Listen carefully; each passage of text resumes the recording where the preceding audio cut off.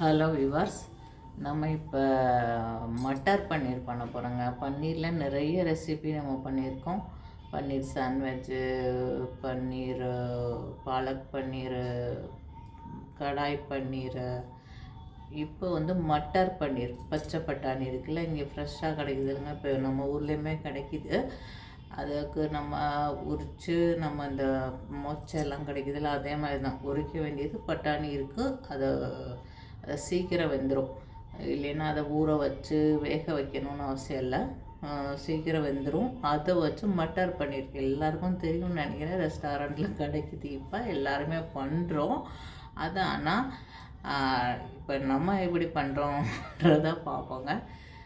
Restaurant ஸ்டைலில் north Indians எப்படி பண்ணுவாங்க, மெயினாக அவங்க ஆயில் சேர்க்க மாட்டாங்க, கீ இல்லை பட்டர்ஸ் தான் சேர்ப்பாங்க, சேர்த்து தான் பண்ணுவாங்க, ஆயிலே சேர்க்க மாட்டாங்க. அது எப்படி பண்ணலான்னு பார்க்கலாம் வாங்க. இப்போ பார்த்தோம்லங்க, ஷார்ட்ஸ் பார்த்துறோம் ஆல்ரெடி. இப்போ பொறுமையாக விலாவரியாக பார்ப்போம். பட்டர் தான் சேர்க்குறோம், இல்லை கீ இருந்தால் சேர்த்துக்கோங்க. ஆயில் போட்டிங்கன்னா அது நார்மல் ஒரு குழம்போ ஒரு கிரேவி பண்ணுற மாதிரி ஆயிருங்க. நமக்கு கொஞ்சம் ரிச் ஃப்ளேவர் வேணும், ரிச்சாக வேணும்னா பட்டரோ இல்லை கீ தான் சேர்த்துக்கணும். அதுக்கப்புறம் பட்டர் மெல்ட் ஆனோன்னா ஆனியன் சேர்த்துக்கோங்க. ஒரு 2 ஆனியன் சேர்த்துக்கோங்க, அப்போ கிரேவி நமக்கு கொஞ்சம் நிறையாவே கிடைக்கும். 2 ஆனியன், பூண்டு, எல்லாம் பூண்டு இஞ்சி சேர்த்துக்குவோம்ல, அது மாதிரி பச்சை மிளகா. அப்புறம் நான் எப்பயும் போல் முந்திரி பருப்பு சேர்ப்பேன், முந்திரி பருப்பு சேர்த்துக்கோங்க.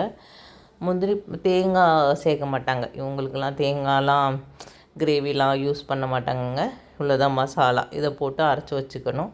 அதுக்கப்புறமா திருப்பி நம்ம கீ இல்லை பட்டர் தான் போடுறோம். பட்டை, கிராம்பு, ஏலக்காய் போட்டு தாளிச்சிட்டு நம்ம அதை அரைச்சி வச்சோம்ல, அரைச்சி வச்சதையும் அரைச்சி வச்சுக்கோங்க. அதுக்குள்ளே பட்டாணியை கழுவி தான் வச்சுக்கலாம். கழுவி வச்சுட்டு லைட்டாக அந்த பட்டரில் லைட்டாக ஒரு சாட்டட் பண்ணிக்கோங்க. அதுக்கப்புறம் நம்ம அரைச்சி வச்சதை போட்டு தனி மிளகாப்பொடி, மல்லிப்பொடி, கொஞ்சம் கரம் மசாலா போட்டுக்கோங்க. நல்லா கொதிக்கட்டும். கொஞ்சம் கிரேவிக்கு கொஞ்சம் தண்ணி ஊற்றிக்கோங்க. முந்திரி பருப்பு போடுறதுனால அது திக்னஸ்ஸாகவே இருக்கும் நமக்கு. அதனால் கொஞ்சம் தண்ணி ஊற்றி அது நல்லா கொதிக்கட்டும். ஒரு 2 நிமிஷங்கிட்ட கொதிக்க விடுங்க. உப்பு சேர்த்துக்கோங்க. நல்லா கொதிக்கட்டும். அந்த கொதித்ததுலேயே பட்டாணி வந்து நல்லா நமக்கு வெந்துடும். 2 நிமிஷம் இது வந்ததே பட்டாணி வெந்துருங்க. அதுக்கப்புறம் பன்னீரை நம்ம சேர்த்து பன்னீரையும் கொதிக்க வச்சு, பன்னீர் கூட அதையும் ஒரு 2 நிமிஷம் கொதிக்க வச்சு இறக்கிற வேண்டியதான். இப்போ நல்லா இது கொதிச்சிருச்சா, இப்போ நம்ம பன்னீரை சேர்க்க வேண்டியதான். பாருங்கள், கொதிச்சு அந்த பட்டாணியெல்லாம் மேலே வந்துருச்சு. இப்போ நம்ம பன்னீரை ஆட் பண்ண வேண்டியதான். இது பன்னீர், இது வீட்லேயே நான் பண்ண பன்னீரும் பண்ணுறது ஈஸி தானே. அதில் ஒரு லெமனோ இல்லை வினிகரோ போட்டிங்கன்னா பால் திரிஞ்சிரும். திரிஞ்சோன்னா அதை ஒரு காட்டன் கிளாத்தில் கட்டி கொஞ்சம் நேரம் வச்சுருந்துட்டு அதுக்கு மேலே ஒரு சப்பாத்திக்கல் வெயிட் வைக்கணுங்க. வெயிட் வச்சோன்னா அது கொஞ்சம் அமுங்கினோன்னா அதுக்கப்புறம் ஃப்ரிட்ஜில் வச்சிங்கன்னா போதும், அது செட் ஆயிரும். செட் ஆனோன்னா கட் பண்ணோன்னா நமக்கு பன்னீர் ஆயிரும்.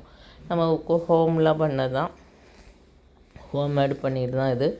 அவ்வளோதான். அந்த பன்னீரையும் கட் பண்ணிவிட்டு அதில் போட்டுருங்க. போட்டுட்டு ஒரு 2 நிமிஷம், பன்னீரும் சீக்கிரம் வெந்துடும். அது 2 நிமிஷம் வெந்தோன்னா கொத்தமல்லி போட்டு இறக்கிற வேண்டியதான். பன்னீர் மட்டர் பன்னீர் மசாலா ரெடி ஆயிருங்க.